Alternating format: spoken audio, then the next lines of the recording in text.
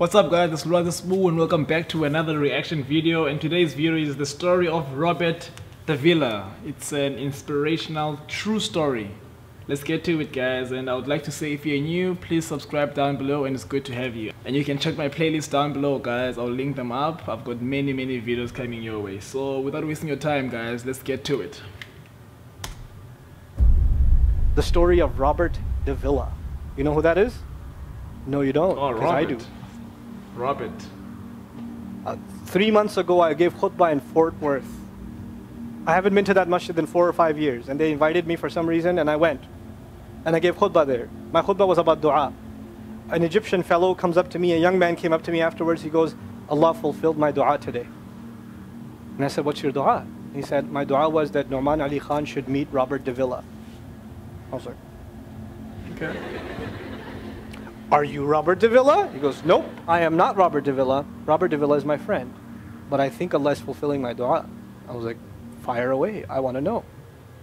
Robert Davila is a young man who lives in a town 40 minutes past Fort Worth. He was a farmer, young guy. And he was hit with some sort of genetic disorder that kicked in later on in his life, and he became paralyzed from the neck down. And he lives in a nursing home. Most people in that nursing home are 90 years, 100 years. They're really old people. And then there's, his room where he's paralyzed neck down. He's the only 30-something-year-old that is in the nursing home, okay? And he's been in that nursing home for the last 10 years. His family got a computer for him that's voice activated, so he can give voice commands, put a headphone on and Google stuff and search stuff so he can surf the web and find information. In his room, and by the way, staunch Christian family, the minister comes and prays for him every week and things like that. And his best friend was in the bed next to him. One of his best friends. He became best friends because he met him at the nursing home. This person was also paralyzed and he needed a new liver. Okay? A liver transplant. He was waiting for a liver transplant. And they used to talk about, God and things like that all the time. They were good friends. Finally, his best friend got a call that there's a donor available for the liver. So he's so excited. He goes, Robert, I'm going to miss you, but I'm going. I've got a donor. So they take his friend and they go into the operation, and his friend died at the operating table. Now his friend, who's also a Christian, the deceased friend, his sister, took one of the amulets of his friend, a crucifix, and she gave it as a gift to Robert. This is a reminder of your old buddy. So he hung it on the side of his hospital bed. Robert Davila lives a pretty decent life in there. The nurses take care of him. He's a happy guy. And one day he goes to sleep and he sees a man in his dream. That man says his name is Muhammad. And he says, pointing at the crucifix, God did not send messengers so they would worship the messengers. God sent messengers so you could worship God. And Jesus was just a man. He walked in the markets and he ate food. He walked in the markets and he ate food, and the dream stopped. He only knows that Jesus was just a man. He knows there's a man named Muhammad that said that to him. He said that messengers came so people could worship God and not the messengers. This is all he knows. So he starts Googling Muhammad.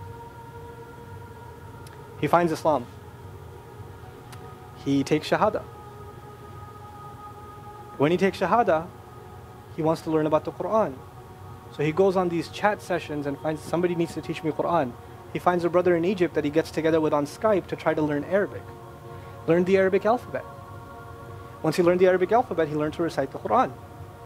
He memorized 10 surahs from his hospital bed.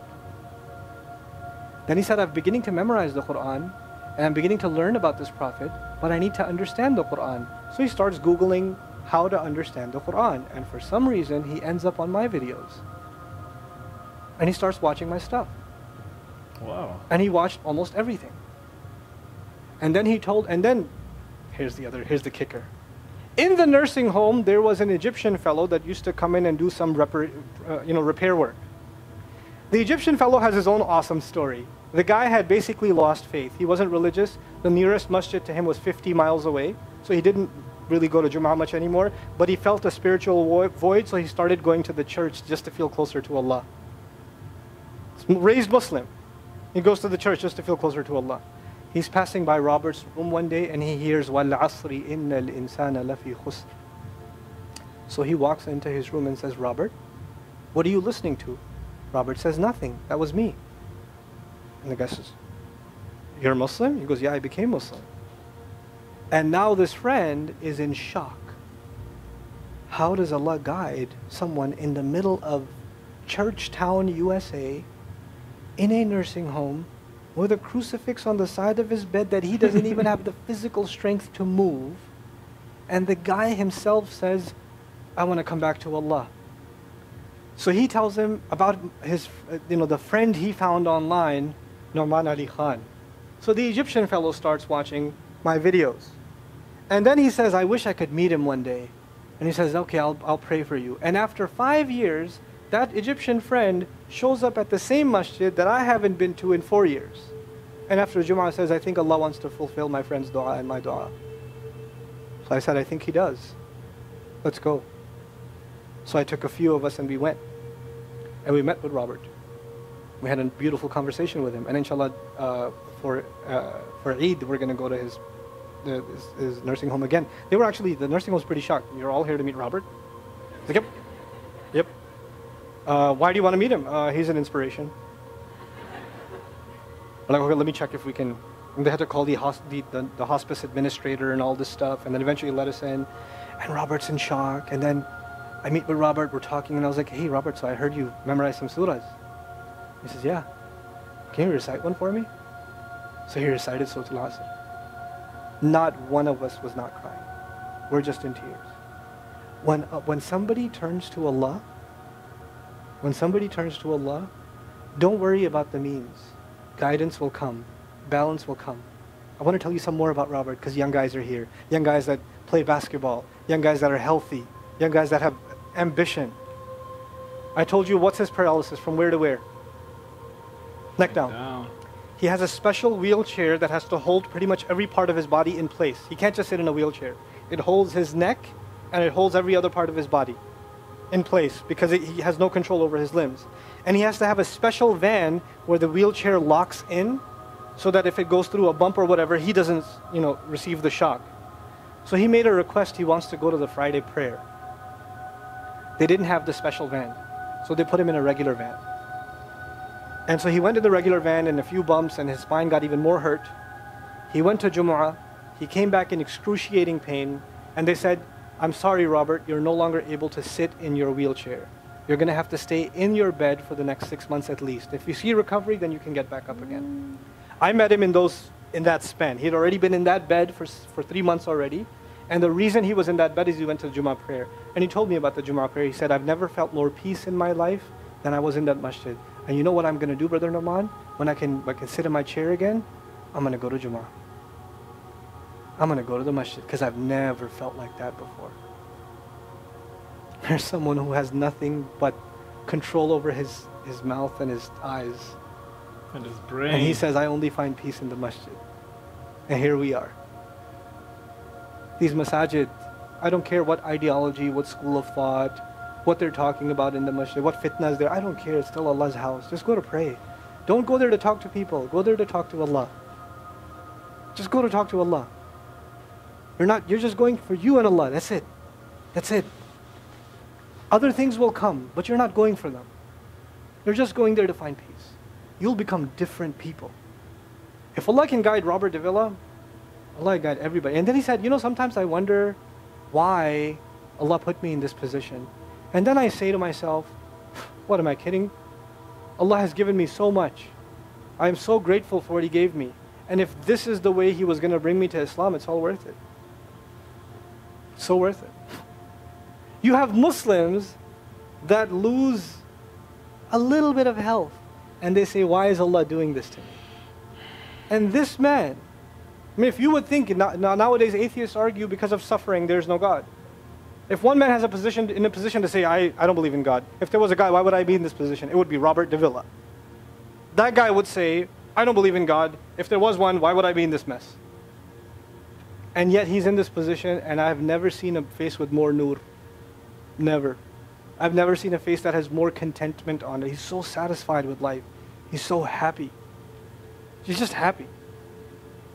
The last 7 or 8 khutbahs I've given, are actually based on one sentence each on one sentence that he said in his conversation.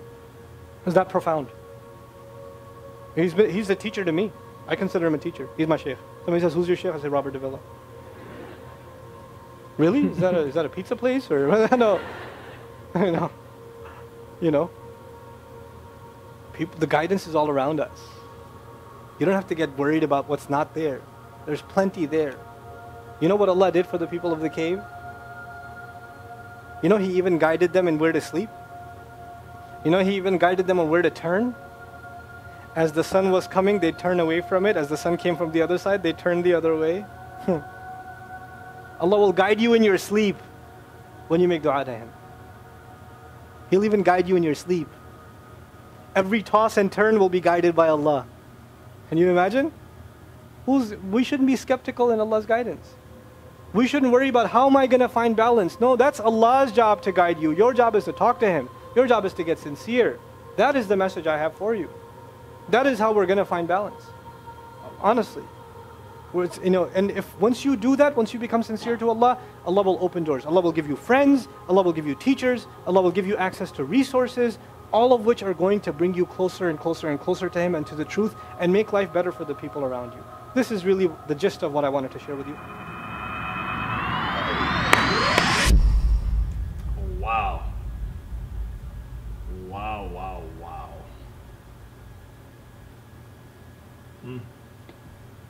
Such a beautiful and most importantly inspirational true story, as he says. It's a beautiful story, man. Like Robert Davila has nothing. Like he can't move. Like I know, like even people who are not Muslims, like my friends, who are Christians and other religions, you know.